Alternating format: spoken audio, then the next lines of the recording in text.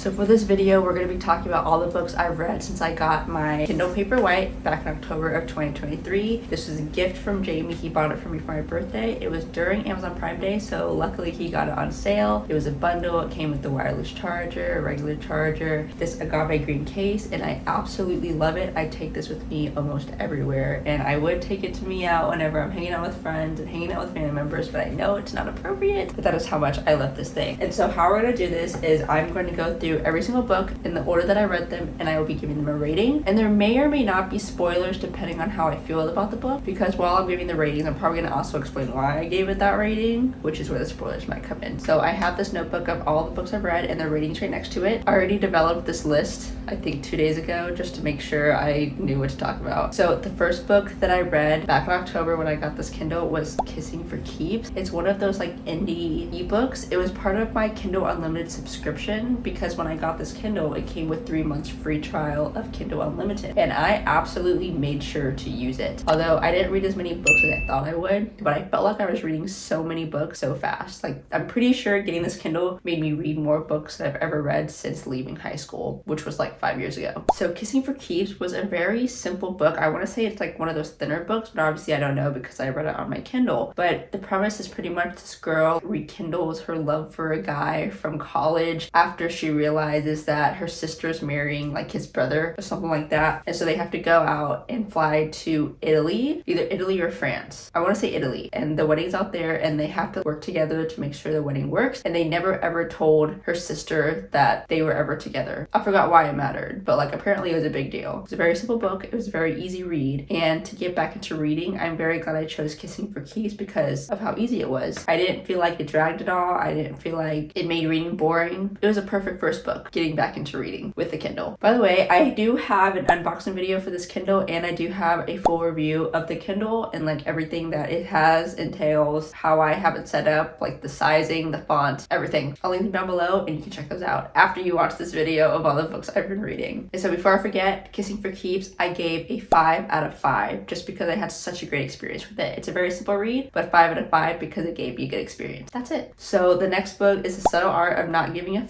and this one I gave a 5 out of 5. And the reason why I gave it a 5 out of 5 is because this is one of the books where it's a self-help book, I guess. And the way the author wrote it is he would give examples of people that were always comparing themselves to others, always seeing how other people were successful, and they wanted to try and beat them. But then even after they beat them, they still didn't feel happy or fulfilled. And so the book is literally just telling you to just go your own path. Don't worry about other people, because even if you try and beat them and do better than them, you're not going to be happy afterwards if it's not exactly what you wanted in the first place. Hopefully that's what you're supposed to get out of that book, because that's the message that I got. I might have to go back and read it again just to see if I can get the real meaning of it. But again, I gave this book a 5 out of 5 because it kind of just made it more obvious to me of why I should stop comparing myself to other people around me that I feel are more successful than me. Okay, number 3. The third book that I read since getting my Kindle Paperwhite is The Summer of Broken Rules. And I don't know if this was on Book Talk or something, but it was like a more popular book, and I have seen them in bookstores like Barnes and Nobles, Books A Million. They're like in the front shelves. But this book was another simple read, a little summer romance. The whole premise is pretty much this girl has to go to some kind of family event, family gathering far away or something, and then she meets this guy on the ferry boat on the way to the family gathering, and then it so happens to be that that guy was also going to the family gathering. He was just like a family friend. The whole premise is they have a family game where they have to play assassin. It's a tradition, and they all have to assassinate each other. And so at the beginning of the book, they make a pact saying, hey, we're gonna watch each other's backs. If either of our names are chosen by someone and we know, we have to let the other person know just to keep each other safe. Yada yada yada. I'm sure you can predict what happens in the book. I'm not gonna go into it, but anyway, I gave this book a 4 out of 5. I think it didn't give me the same experience as Kissing for Keeps because I have already gone into the motion of reading, and this book was so simple. It kind of dragged a little bit because I already knew what was happening and what was going to happen, and so I was just reading it to finish the book. So I gave it a 4 out of 5. And honestly, I might want to bump it down to a 3.5, but I think that's kind of harsh because I did like it, but I wouldn't read it again. So maybe I do want to give it a 3.5 out of 5. The next book is Things We Never Got Over. And so this is part of the Knock 'em Out series. I believe there are 3 books total, and Things We Never Got Over, I believe, is the first one. And let me tell you that this book is kind of steamy, and I guess that's what makes the book intriguing, but also I gave it a 4 out of 5 because, okay, this is where the spoilers are going to come in. So I gave it a 4 out of 5 because because the entire book is like romantic angst, like they really hate each other but they love each other at the same time. It's like enemies to friends to lovers, that kind of storyline. But then the last 50 pages of the book, all of a sudden it's this action-y saving the girl kind of story. It was so random. Like all of a sudden there's like guns and robberies and kidnappings and like plot twists of changing an identity, and it's a lot in the last 50 pages. I guess the previous 300 pages is to build you up to that point, but like there was no gradual increase. Like the bad guy that we find out at the end, they were just gone the entire book. Like they were non-existent the entire book. It was more so the main characters were like looking over the shoulder on edge, like, oh my god, the bad guy could be anywhere. And then all of a sudden in the last 50 pages, bad guy comes in, turns out they're not actually the bad guy. They were like doing bad things to do good things. Yeah, 4 out of 5. Do I want to bump it down? I don't feel like bumping it down anymore. Let's just take it at 4 out of 5. It is not a 5 out of 5 book. Whew.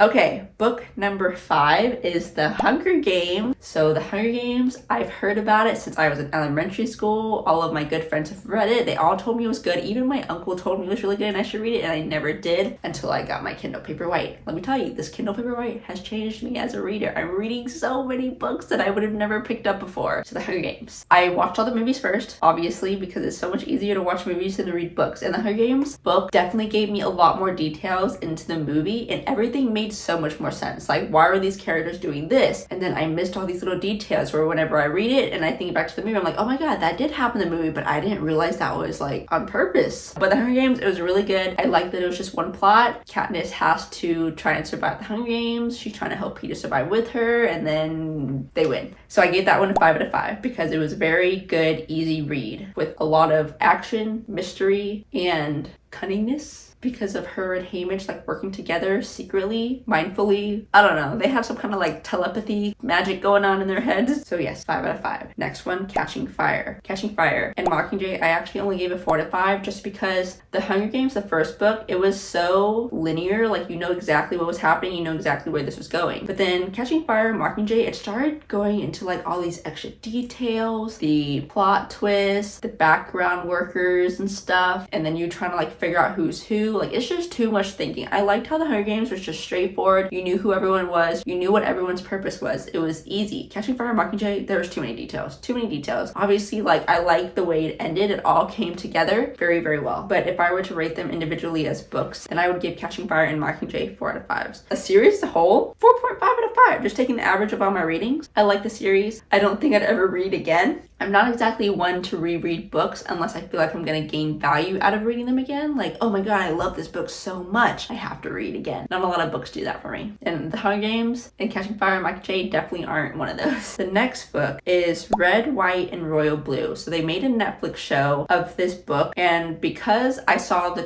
actually I didn't even see the trailer, because I saw that they were making a movie based off a book, I was like, oh, maybe I should read the book and then I'll watch the show. Well, I read the book and I didn't really like it. The story was fine.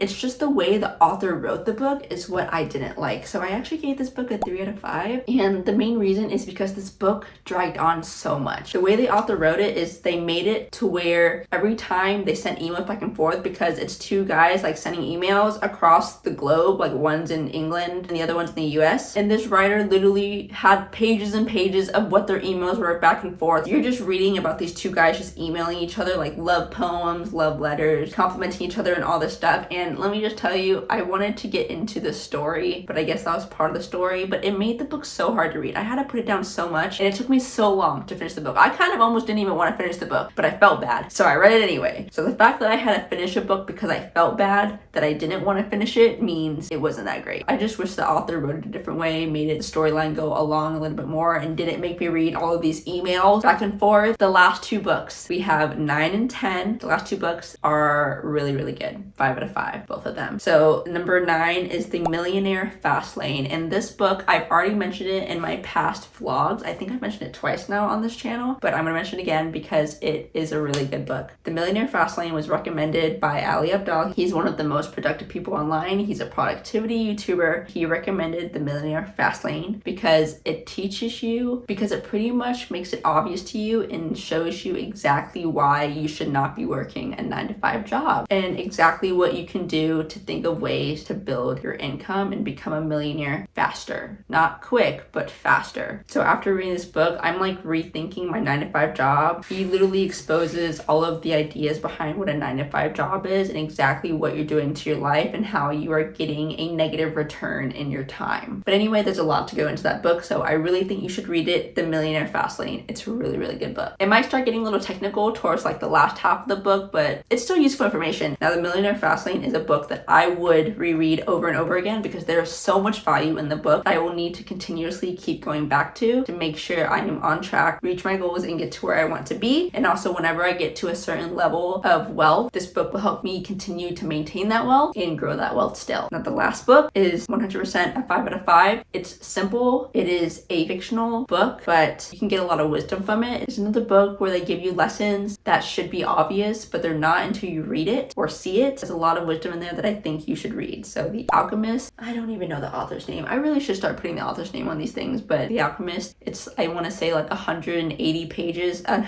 it's between 100 and 200 pages. It's a very short read, super easy read, and you just follow along this shepherd. When he was young, he wanted to grow up and travel, and for him to travel, he decided to be a shepherd because he would travel from different farms, different towns, sell his wool, and one day he has a reading on him where this lady tells him that there's a treasure he needs to find, but he needs to go see these pyramids, go find his treasure, because his treasure will be at the pyramid. And so he takes this long journey, try and get to the Great Pyramids, and he eventually gets to a treasure. Sorry for spoiling the book. So those are the 10 books that I've read since getting my Kindle Paperwhite, and 10 books in 7 months. That's a little more than a book a month, which is pretty good. I don't really have any will of reading any faster than this because I like that I'm just reading at my own pace. I've got a mix of fictional books, a mix of valuable books that teach me a lot of things. I think I love reading now. Like, I don't even think about watching movies anymore. So right now I'm actually reading Jane Eyre, and I am liking it. I'm surprised because this is actually the second time I am attempting to read it. The first time I couldn't get past chapter 5. I think when I read it for the first time, it was like 3 years ago, and I was not in the reading mood. That's when I was still in college. But now that I have so much free time and I'm reading it again, I like it. Well, thank you for watching this video. Like I said, I have an unboxing video and a review video for my Kindle Paperwhite, and I feel like you'll get a lot of information from that if you are interested in buying one. For me, I highly recommend you get one. It's so easy, it's so convenient. It literally fits in my purse. It's awesome. So thank you for watching this video. Comment down below if you already have a Kindle Paperwhite, if you like reading, if you've read any of these books I've just listed. That's all I got. Okay, I'll see you in my next video. Bye!